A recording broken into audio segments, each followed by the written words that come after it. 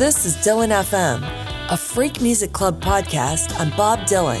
If you love Dylan, you're in the right place. This season, we're going deep on Time Out of Mind to celebrate its 25th anniversary. Here's your host, Craig Danieloff.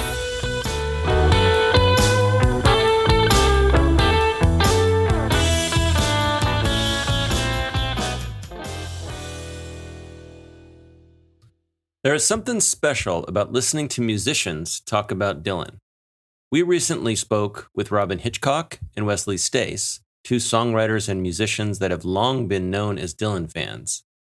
I think they clearly showed that as performers, songwriters, and musicians, people have covered Dylan songs live hundreds of times and do what he does, that they have the insights and ability to share them in ways that are just different from what we hear as authors, fans, or academics. If you haven't heard those episodes, especially the full extended editions, I really recommend them.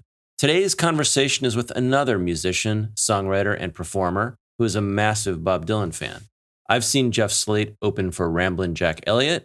I saw him interview Roger McGuinn at the first Bob Dylan conference in Tulsa a few years ago, and I've seen him do Dylan tribute shows. We had a fantastic conversation about Time Out of Mind that you're about to hear. Jeff has released solo albums, opened for Sheryl Crow. He's a frequent music journalist, and his writing has appeared in RollingStone, Esquire, The New Yorker, and many other places. He's also a regular host on SiriusXM. And significant to all of us, Jeff Slate wrote the liner notes for the More Blood, More Tracks edition of the Bootleg Series. I asked Jeff to talk about Time Out of Mind, and as you'll hear, he had stories and thoughts that go all the way back to release day in September 1997. He talks about the sound of the album, the risks that kind of production produced, and much more. And he tells us about how he approaches and appreciates seeing Dylan live. In this recording, you'll hear about half of my conversation with Jeff Slate. It's fantastic, but so is the other half. Please consider becoming a premium member, which gives you the extended version of all of our podcast episodes, plus bonus episodes and video versions of most of our interviews. This conversation, for example, has a great video recording. There's no advertising on our podcasts, and membership is the only way we support the creation of this program. Take a minute and visit freakmusic.club to learn more. We have special pricing that will end after the holidays. You can join right now for as little as $5 a month. But for now, here's our Time Out of Mind talk with Jeff Slate. All right, Jeff. Well, first, thanks for joining us today. Really happy to have you from the far side of Manhattan. Yes, the good side. I'm excited to have you here for a bunch of reasons. Star on your resume is having written liner notes for a bootleg series, which is pretty awesome. And it was your great, is it Rolling Pod that you were on? The thing that triggered me was you said you had kind of winked at the Dylan office and said, if there's a Time Out of Mind box, I want to write it. And I thought, oh, this guy's got thoughts about Time Out of Mind. I want to hear them. I do. I want to hear them. Yeah, I mean, it was funny. The first time, when if you're on their radar, you sort of get, and you're in New York City particularly, you get invited in. And so I think I had written a review about another self-portrait maybe. And so I got asked in for coffee, and it was really fun. It's always, it's exciting as a Dylan fan. People there are amazing. And when I was getting up to leave, I thought, well, I may never see these people ever again. So I said, hey, if you're ever, because it was around the time of maybe the 20th anniversary it would have been 15th anniversary. It was quite a while ago. And I was like, oh, hey, if you ever do Time Out of Mind, I'd love to be the guy. And, whatever stupid thing I said. But, that turned into, they ended up not doing Time Out of Mind back then, but that turned into sort of a dance over a couple of years. That turned into a phone call. I was literally on the bus after parent-teacher conferences at my kid's school, and my phone rang, and they were like, hey, can you be here, before we close, which was, it was like regular office hours, like 4:45. There was no way I was going to get there by 5 o'clock. And I thought, I'm blowing this. Whatever it is, it sounded urgent. Okay, can you be over here first thing tomorrow? And, told me what it was about. This is long before, the public knew what was going on. And it was so exciting. Like that night, I couldn't sleep. I had, talk about I had thoughts about Time Out of Mind. It was like everything. I pulled out all the bootlegs, and I was like trying, making a playlist, and I'm trying, like, I wanted to go in there, have really coherent thoughts. And it was similar to when I did the Sgt. Pepper project. It was, I wasn't auditioning for it. They'd already decided if I wanted to do it, I could do it. Just to me, as like you, as a fan, it's like, how do you get asked to do this kind of thing? So Wow. it was a real honor and very, very exciting, and still is. How were you feeling about things, before World Gone Wrong, after World Gone Wrong? What did you expect from Bob in the next 10 years? Obviously he'd been in the Wilburys, and there was a lot going on in the 10 or so years prior. I saw him in both 95 and 96. I remember 96 being a really good show relative to shows of that era. There's a huge difference between 96 and 97, and then there's a huge leap again between, say, 97 and 99, 2000. Those shows around 2000. And from 90, 91 were kind of the low part of that. 95 was, Europe was incredible. Right. Right. So yeah, I do think the live stuff, the going to work in 88 and saying, I'm going to figure out live, he had it by then. I agree. I think too, look, I had seen, the first time I'd seen Bob was with the Heartbreakers in 86. And I was just in the thrall of being in the room with Bob Dylan and also seeing him with the Heartbreakers. And, one of the things, it's easy for us to say now, 95 was a good year, 96 was a good year, 2000 was a good year. At the time, the years that we now consider bad years were great fucking years. Because for me, as a young musician trying to sort of find his way as a player and a songwriter and in this business, to see Bob Dylan doing his thing, even on nights that we now consider weren't that great, fucking tremendous. So I think it's all relative. It's like, I'm not a big fan of, like, I don't read a lot of Bob Dylan books. I don't obsess over, what cigarettes he was smoking or what clothes he was wearing or who he was playing with necessarily. I like to take Bob, and I said this the first time I went to the office, I like to take Bob the way he presents himself. So if I go on a particular night and he's good or bad or, even phoning it in for that matter, I try to find the things I can appreciate in what he's trying to accomplish as a performer or an artist that night.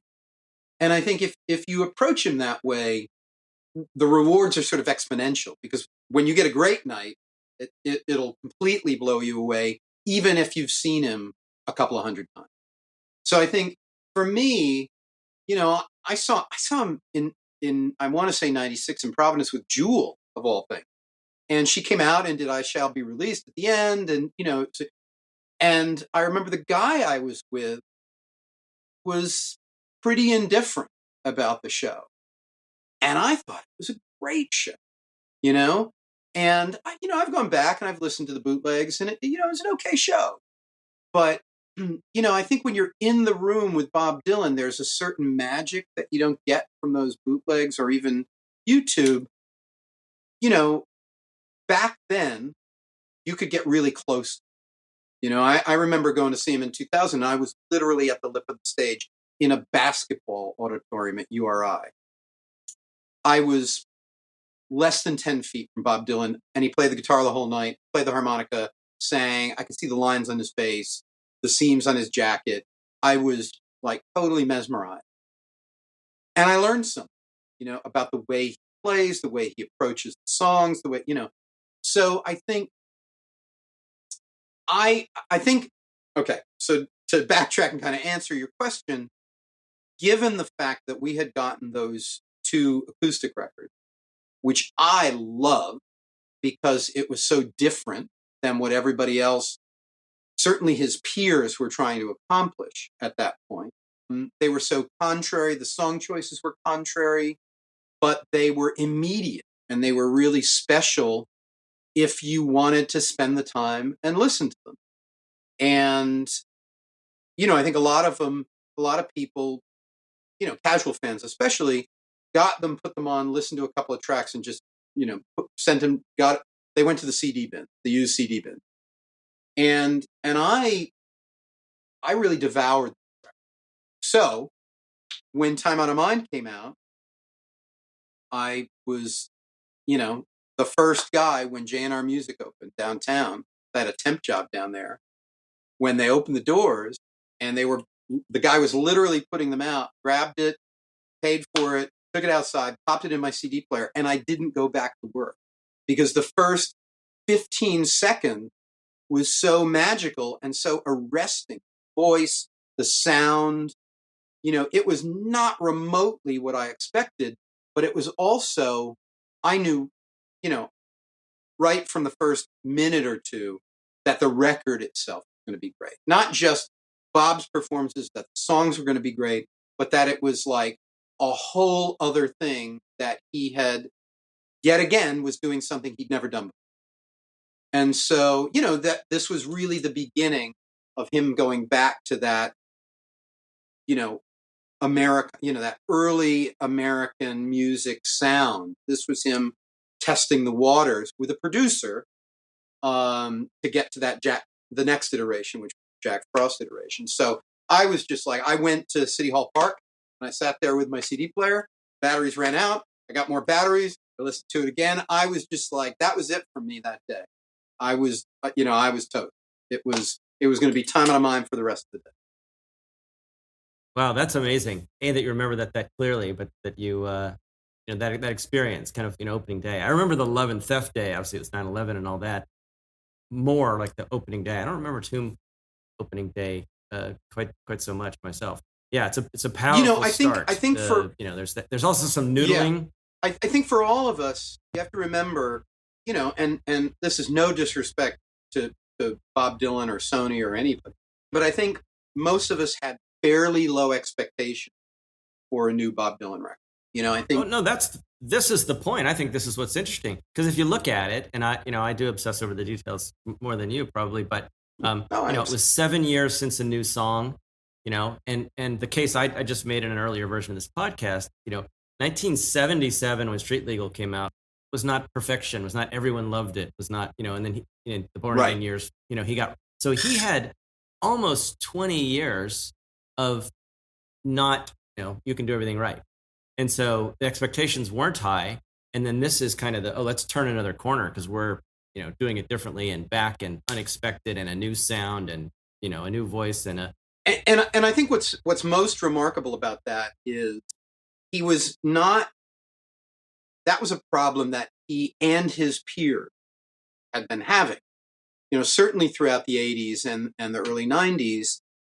Most of the people that he came up with who were now in their 40s and 50s were really struggling to find their groove. McCartney had a fallow period. George Harrison just went away for a couple of years. It took them, each of them, finding a collaborator. McCartney found Elvis Costello. George found Jeff Lynne and the Wilburys later. Fogerty wouldn't. I was talking to John Fogerty the other day for something, and I said the first time I saw him was on the Zombie tour, which he wouldn't play CCR songs then. He was playing this kind of weird electronic. I mean, he was in a bad place both personally and creatively, and yet for me, it was John Fogerty. Like it was really cool. I kind of dug that he was playing the old tune, right? And it was a good band, and it was a fun show. But we all wanted somebody like Paul McCartney to write Veronica or George Harrison to write When We Was Fab or This Is Love. We wanted those guys to succeed. And when they didn't, it kind of hurt. It was, when did Neil do Silver and Gold? Roughly, I think, what was that, like 2000? Harvest Moon and Silver and Gold. Those records were sort of when he turned the corner to that in the same way that Bob did. So I think, we'd gone through this long period where he worked with the Heartbreakers, he worked with the Wilburys, he toured with the Dead. Some of those were successful, some of those were not. So we were just kind of, oh, a new Bob Dylan album, cool. So to buy it and have it be competitive with everything, not just his peers, but literally everything else in the charts, was, I knew it right away when I put it on. I knew from the opening notes that this was a guy who was, once again, like with Blood on the Track, as I say in that book, throwing down the gauntlet. Like, you think I'm finished? You think I'm done? No, I got shit to say. So let's talk about the sound a little bit, the production, and sure. Your initial or where after all these years, what you think of it. Obviously, it sounds different. The songwriting style is different. The use of old material, both inspiration and quotes. But that sound, and people still don't even know what it is. Yeah. What hits you as a recording artist about what they did on that album? Yeah, I mean, I think, look, there was, there were bands like, I'm thinking like Whiskey Town and Wilco and people like that who were trading in that kind of Americana sound. But it was a much more, in my mind, it was a much more refined Americana sound. It was a more CCR Neil Young Americana sound. It was much more Neil Young than the band. And I think, what was happening here was, Daniel Lanois, to his credit, sometimes, by all accounts, against Bob's wishes, getting sounds that were baked onto the tape. Like, when they go back and they wanted to remix this, a lot of those things, like the Sly and Robbie session, they're there forever. It's the way they were recorded, and so, he wanted to create an atmosphere that was, you couldn't remove from the record. That the songs, the way the band was performing, the way Bob Dylan was singing, the way he was delivering those lyrics was part and parcel to the sound they were hearing in their headphones while they were playing. So if it was swampy or eerie or creepy or, out of balance, there were some things were really loud and some things were really soft that don't make sense to a normal recording engineer or producer. But those choices drove, in my mind, the way forward for the record, in the record. And also, were completely different to, I mean, people say, it's like people talk about the Beatles and how they were doing things first. You can always point to an independent artist who was making records that sounded like Time Out of Mind before Time Out of Mind. But we're talking about an artist who's, big bold letters, all capital letters, Bob Dylan, an A-level artist who was really putting something out there that did not sound like anything else that was in the top 10, 40, 50, 200. So it was a really risky thing to do. And I think for him to, nothing's, the musicianship, the parts aren't really clearly defined. They all kind of blend into each other to create a larger whole. Like you said, he was writing. It was like when McCartney shifted to writing for Wings. He wasn't writing like Paul McCartney and the Beatles anymore. It's very, very hard as a songwriter to not write the way you know how to write. And yet, Bob, who had taken this, left turn several times over the year, okay, well, now I'm going to write a country. Now I'm going to write a gospel song. And it's not just like, they're not unsuccessful attempts. This is like a guy who can write one of the greatest gospel songs ever or one of the greatest country songs ever. And so, when he's now approaching this kind of early Americana sound, he's creating or recreating a genre that everybody else is now going to replicate. The next Wilco record, the next Billy Bragg record. You think of any of your favorite sort of Americana sound bands, from that era. Yo La Tengo, everybody started to sound, they're not saying they're Americana, but, that everybody was like, oh, I want some of that. I want, like everybody was aping the Joshua Tree after Daniel Lanois and Brian Eno did that successfully. Or after Achtung Baby, everybody wanted to, was buying Neu records and Kraftwerk and that kind of Joy Division. Similarly, after the Wilburys, everybody went back and, rediscovered ELO. Everybody forgotten ELO by, 1988, 89, 90. All of a sudden, George Harrison has a big hit, and people were like, oh, those are really well-crafted pop records. There are things I don't like about them, necessarily, but they're really, this guy, he's a great songwriter and producer in his own right. Look what he's doing for these other guys, Tom Petty, George Harrison, the Wilburys. It's like, Roy Orbison. So I think, Bob was doing that, and he probably could have done it without Daniel Lanois, but Daniel Lanois was facilitating the mood and this is again in my mind, he was facilitating the mood he was hearing from those songs when Bob performed them to him as demos. Some of those songs, by my understanding, some of those songs were recorded, I think most of them were recorded as perhaps masters or demos with like a regular band and Ronnie Wood. And how different would they have sounded if they were given a more traditional rock and roll Stonesy kind of vibe? They would have been, they're still great songs, but to have that, arresting nature when you drop the needle on the first song, to have everything in my world stop. When that's, and Bob, the like you said, it starts off with the noodling and then the band kicks in and then Bob starts to sing and he doesn't sound, it's obviously Bob Dylan, but it doesn't sound like, it sounds like an otherworldly Bob Dylan. And it was like, okay, I'm paying attention. And I think that was something that was really crucial about Time Out of Mind. Everybody, not that everybody had the same experience as me, but I think everybody stopped and listened to Bob Dylan again in a way they hadn't in a very, very long time. Yeah. Did you have a formulation in mind for approaching liner notes for Time Out of Mind? Or you just knew you cared about the record?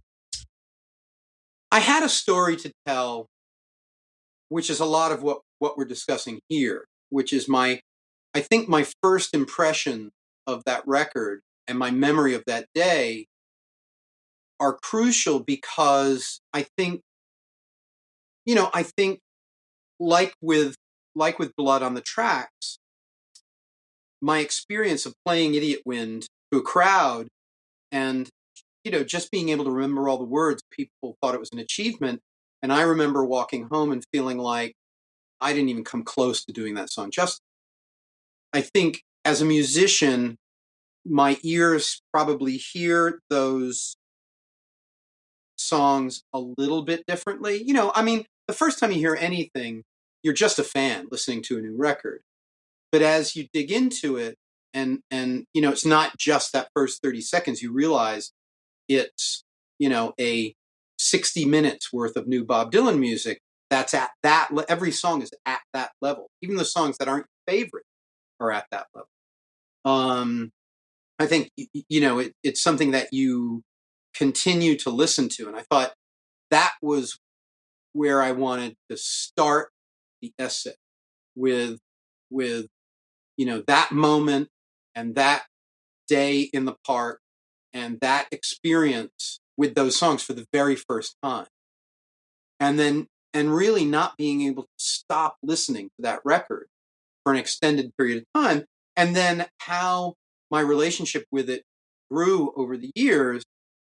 And then obviously I would have had to deal with whatever is actually in the box set, which is, a whole other conversation.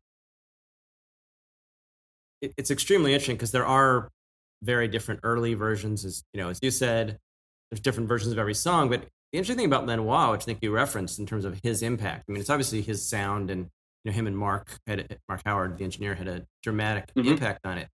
I think the fact that he was willing to sort of go toe-to-toe with Bob and push and fight for his opinion. I don't think he won all the fights, and Mark shared some stories about that with us. But, he had a major influence on it and is, I'm sure responsible. I don't know individual sounds and all that. But being willing to stand up to Bob, who's a guy that, you got to imagine in life doesn't get that a whole lot. So he kind of fought for it to be that way. And I think we do definitely have to give him credit. He was his last producer since, right? 25 years, no other producers. Do you think Bob benefits or loses something? Do you think not having someone in the room to add a new direction or push something hurts? So how do you feel about the Jack Frost production? Look, he's made now 8 records since then that are great records. That stand up with his best work. Some, as a producer, more successful than others. He sort of seems, until Rough and Rowdy Ways in particular, had seemed to me to be refining a sound. That Love and Theft led to a little edgier sound with Together Through Life. And then Modern Times was much more, I think, what he was trying to achieve. It's like, it seemed to be each one was a little bit different, but also the next rung on the ladder as a producer, wearing his producer hat. The songs are a whole other conversation. I prefer Time Out of Mind to Love and Theft. I know most people do not. I've had this conversation many, many times with Dylan heads and Dylanologists. And look, I think Love and Theft is a beautiful sounding record, incredibly well produced and incredibly well recorded from an engineering standpoint. And the songs are fantastic. But to me, it's Bob Dylan doing the best version of Bob Dylan at that moment in time. And I think what for me was a little bit, had the little bit of special sauce on Time Out of Mind was it was Bob Dylan being a little bit bigger than even Bob Dylan, because those songs weren't just Bob Dylan's songs. They were, a lot of people have covered those songs on Time Out of Mind because they're great songs that anybody can play. You don't have to have that swampy sound. And so let me backtrack. That's all we have time for on this episode, but the discussion continues for another 40 minutes, and it's all great. It's the beginning of Bluesy Bob. But if you get an 8-minute Neil Young song, 2/3 of it is solo. At the end of the day, these are just pop songs. It's sort of the blind Willie McTell of Time Out of Mind. It's like, why would you not put that on there? It put him back into the critical and artistic consciousness in a way that I think, whether he expected or not, he's certainly appreciative of. It was explosive live. Just, completely blew me away when I saw him on that tour. Please consider becoming a Plus or Premium member to hear the rest, as well as dramatically extended versions of our talks with Robin Hitchcock, Wesley Stace, Time Out of Mind engineer Mark Howard, author Michael Gray, and many others. Visit freakmusic.club to learn more. Don't forget to subscribe and rate this podcast. It really helps. For bonus episodes and more, become a member at freakmusic.club/join. And you can follow us on Twitter or Instagram at FMC_Dylan. Thanks for listening.